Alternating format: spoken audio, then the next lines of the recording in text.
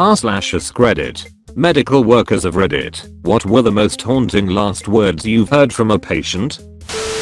Not the very last words, but I had a patient in her early 20s who was severely thrombocytopenic and bleeding profusely for days ask me if she was going to make it. I had to look her in the eyes and tell her there is a good chance she wouldn't. I thought she would bust into tears, but no, she just kind of sat back and accepted it. I think she already knew. She died shortly after I got off shift. I've always told patients they may die if things are heading south rapidly. Remind them that we will do everything we can regardless. So far they've all responded just like what you've described. I still question if I'm doing the right thing though. Edit. These individuals were informed after explicitly asking whether they would die or not. I do my best to take everyone's individual preferences into account. Hey, if there was a good chance I was gonna die, I wouldn't want a doctor lying to me about it. Not like I want to die, but I'm more likely to respect honesty. Nurse, in hospital caring for 40-ish man with brain tumor, coming in and out of consciousness, not to be resuscitated.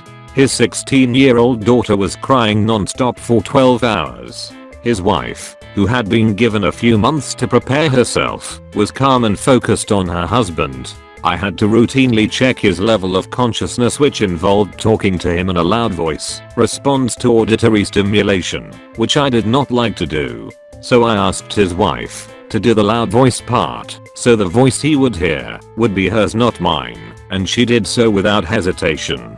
The only response we observed with her vocalization was that this by now profoundly unconscious patient took her hand to his lips and kissed it. He stopped breathing very soon after that. I'm haunted, but not in a bad way. My grandpa was similar, struggling to hang on but not responsive. My grandma grabbed his hand and said, "It's okay, you can go, the kids will take care of me." He was gone within the hour. He loved her so much that it wasn't a surprise that he needed her permission to die. Thank you for sharing such a sad and lovely story. It wasn't words, but the most haunting death was a patient who was DNR through her and her family's wishes. She was losing her battle, and her family wasn't there. She was getting frantic and looking around and half sitting up in bed, and a nurse with more experience than me took her hand and calmly said, "It's okay. You're not alone. We are right here with you. It's okay to leave." The patient immediately calmed, put her head back on the pillow and died. I knew I wanted to be that nurse when I grew up. How the hell did she know just what to do and say? I've never forgotten it. My mom passed away a couple of hours after I told her I'd be okay and that it's okay for her to go. I've always hoped that I was able to give her the peace of mind she needed to let go. This is a common occurrence. I'm a tech in a hospital. I've seen this before. Patients pick their moment, often. The first I ever saw as a professional was a guy who said he was scared to die alone when he was lucid. He was DNR. Me and my coworkers held his hand for the first 3 hours of my shift, taking turns. His family finally showed up at about 2 AM. His wife and adopted daughters were there. They went in, and he was dead in 10 minutes. He was waiting for his family to go. He died at 98, with the people he loved, in a warm, comfortable drug bed. We gave him drugs for anxiety and pain, so it was as peaceful as could be. He had a really good death. When I was 13, my grandfather had a heart attack. He hung around for 36 hours. He hung around for the whole family to show up, and then promptly died. Dude was always a fan of having an audience. More recently, I had a guy in his 60s with lung cancer. He was a DNR.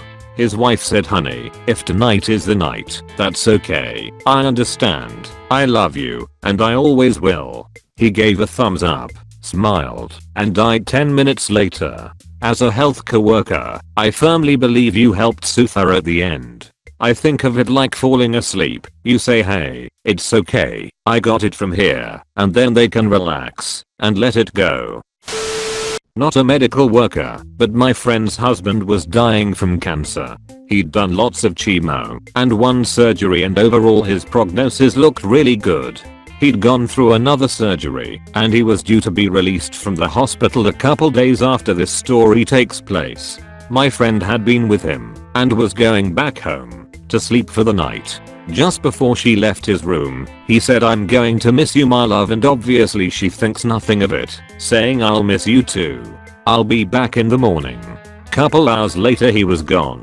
The morning my stepmother died of cancer, she told me, "Thank you for everything you do for me," as I was her caregiver whenever my father wasn't home.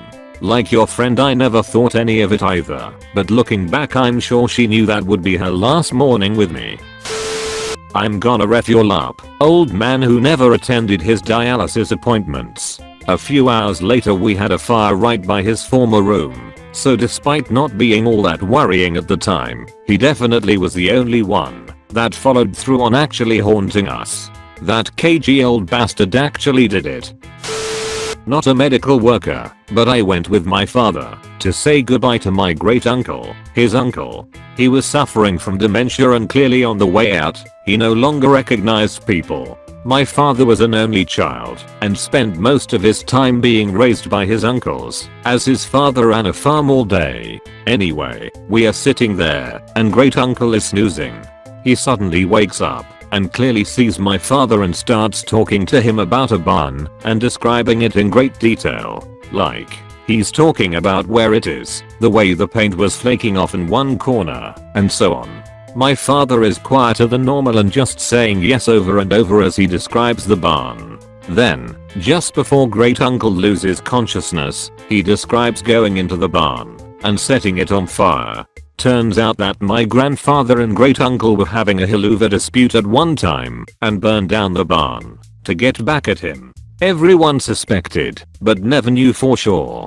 Edit. Looks like I forgot the last words. Most of them were mumbles, but he spoke about how the fire lit up the night and how it took a while to catch. I've heard a lot of stories about dying people with dementia suddenly getting incredibly lucid and back to normal just before they die. I have too, but not just with dementia. My great grandma did this as well, and she had dementia. Luckily it wasn't a huge secret she spilled when everyone was gathered around her death. My grandma is a very small woman and was lamenting the fact my great grandma was the only one who could find her shoes that fit. My great grandma, who hadn't had a lucid moment in years, turned to her and said, "That's 'cause I used to buy them in the children's section. Why do you think you never got the box?" From the stories my mom tells, and the little I remember of her, those were pretty fitting last words. With wide eyes, don't listen to my family, they want to keep me around forever, but I just want to die. They won't let me. Edit. She wanted to get off dialysis, which was a death sentence for her. My mom and I cared for my grandmother in her final months. We were at her house pretty much every day, cleaning her up, feeding her, helping her to the restroom, and keeping her company. My grandfather was and is still alive, but he's a shit. We had already done our crying and mourning, and were ready to let her go when the time came. When she was clinging to life in the hospital, my aunt and uncles came out of the woodworks. The doctor asked if they should resuscitate, and they all emphatically said yes, to do whatever it takes to keep her alive. Basically they were guilty about not having come around until her final moments and wanted to drag out her misery to make themselves feel better. My mom and I put our foot down. That's not what grandma wanted, and it sure as hell wasn't what she deserved. It was a fight, but we won in the end, and she was able to go without a fight when it was time. People can be real selfish assholes. I was one of my grandma's caretakers while she was dying from lymphoma. She lived with my mom. My mom would hear her at night, praying for God to just let her die. She also somehow organized all of her possessions and paperwork so that we would have an easier time handling her affairs. This woman was 90 years old, and she was determined to never be a burden. She never was.